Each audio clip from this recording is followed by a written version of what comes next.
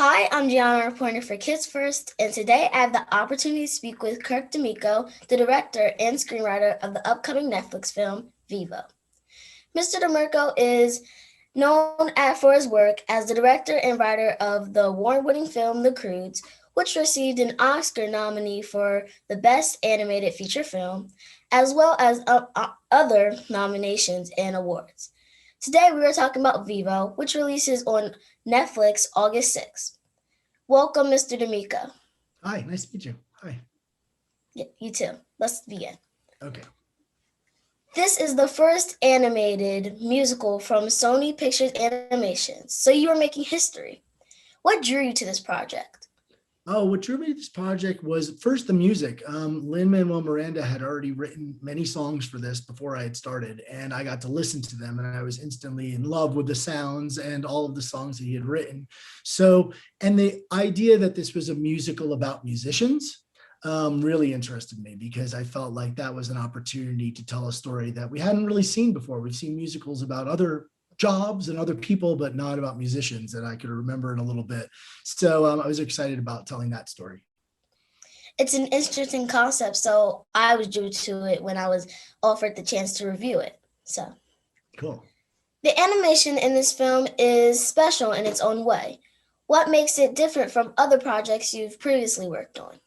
Oh, that's a great question. The thing that happened was is that in a fun thing about a musical is that there's an opportunity to break the rules, break the laws, because when people start singing, you don't have to be grounded to reality. You don't have to be.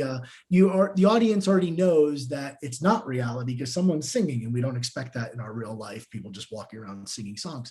So you're watching a movie, you're watching a show, and so the idea was, could we take other animation styles and play with that, and sort of give these songs their own unique looks throughout the entire movie. So that was the original plan. And I think that both from using hand-drawn animation to using more graphic animation, we were able to match the styles of the songs pretty well.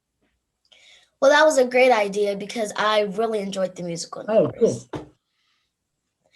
Being both the screenwriter and the director of this film, how did you manage balancing both roles? Well, I had screenwriting partner was with Kiara Hudes, who wrote In the Heights with Lynn. So I have a co-director, Brandon Jeffords, who also helped on that. So we make these movies with a lot of people. It's a giant team of people that do it.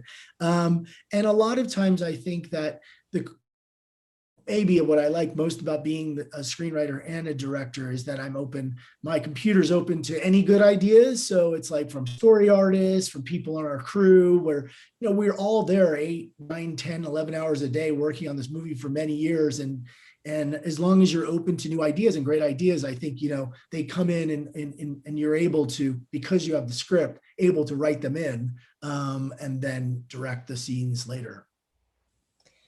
Well, it's good that you enjoyed both. Thanks. I really enjoyed the scenes where Vivo travels through the Everglades.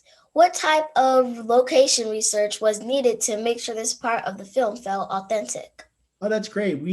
Our crew and our production designer, directors went to the Everglades and took an airboat, Brandon and Carlos, and took lots of videos, pictures, and there's nothing authentic about a python as big as Ludador, but there are pythons, just not maybe as big as a tractor trailer or a truck. So, there was a lot of fun to be had. And the other part of it was really nice was that the idea that the sand dollars are trying to protect the Everglades, which do need protecting, and that these girls just really, really want to do a good thing. Their heart's in the right place. And that Gabby, takes this journey, and little Vivo, for all intents and purposes, he might be a kinkajou who is from, originally from the wild, but he grew up in a city and he's not used to that world. So it was a pretty scary world for him. And so that was fun to watch his reaction to meeting characters like Dan Carino and Valentina and Ludador. Well, the Everglades seemed like really authentic. I'd never been there before, but it seemed really nice to me. Cool. Well, you should go. It's amazing. This movie has a very diverse cast, from newcomer Nayeli Simo to veteran entertainers like Zoe Saldana and Gloria Estefan. How did having such a variety of experiences from your talent affect the directing of the cast? That's a great question. Yeah, it was a really exciting one thing I had hoped for, and which we were always trying to work with our casting director, is to try to find the authenticity of the roles, both culturally but also musically. That they're all musicians. Juan de Marcos, who plays Andres, was part of Buena Vista Social Club, and Gloria Estefan. But even in early newcomer, as you say, but she is a musician. She's a singer. Now she's in performing arts high school, which she wasn't. This was many years ago when we started with her, and Lynn, and so the idea of truly trying to find the people that were singing the songs, or people are musicians or singers, was really exciting. And I think that with Yunarli, especially, her rawness and her her brashness is 100% her. That's who that girl is. She's like got incredible energy and positivity and optimism, and I think she's an infectious person, and I think that's shown in the character. So it really makes our job easier if the actors are more authentic to their roles. Well, if whether they're a newcomer or a veteran to this, the music was really entertaining. And Cool. I read that in the beginnings of Vivo started back in 2009. Were there any aspects of the film that changed to reflect of the reality of today's world?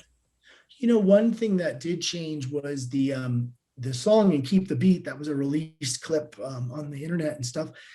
They that song was written, it was a scene that existed for a couple of years while we were working on it. So it was 2017, 2018, and during the COVID pandemic, we were all working from home. We're all in different spots, and Lynn took that opportunity to take a scene and turn it into a song. And I believe all those lyrics that are about leaning into the curve, and even if you have plans, about having the strength to understand that you sometimes just have to keep playing on, that really related the time period we were all in. And it became sort of an anthem for the production and everybody working from home to keep moving and keep going. And we knew that even though we didn't know the answers, even as adults, we didn't know the answers, we didn't know what was next, but we had to keep playing on.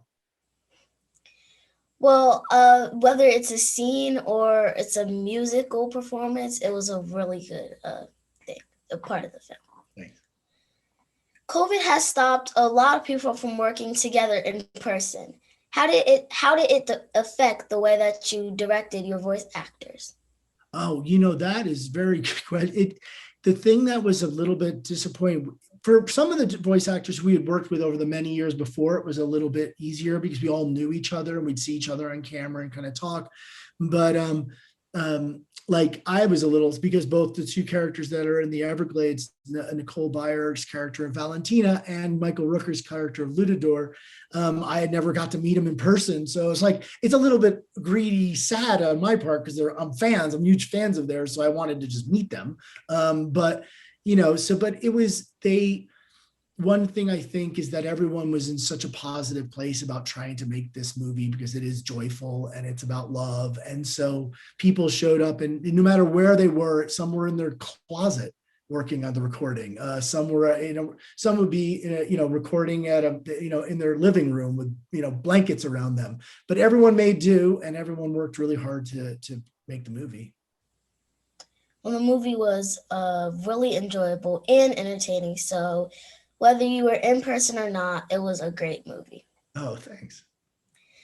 Vivo and Andres have a special relationship. How do you think the audience will connect to them?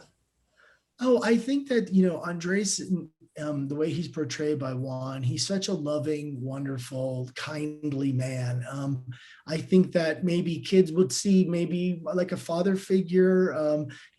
Some might see a mentor and a teacher. Older people, I think, or maybe your grandfather, whatever, who it may be, but that sort of loving bond that he has with Vivo and that Vivo has for him, that Vivo really just wants to make him proud. He's just that kind of kid. I think that is just it's so nice to be able to work on a character who really just wants to, and a generational thing of respecting the elders, your elders, and taking care of people, which is what is so important. So I think that I believe that relationship will relate to across ages, I hope. Well, it's good that So someone could look up to someone and make them proud. That's right. That's right. And finally, what is the message you hope that audiences will take away from watching Vivo?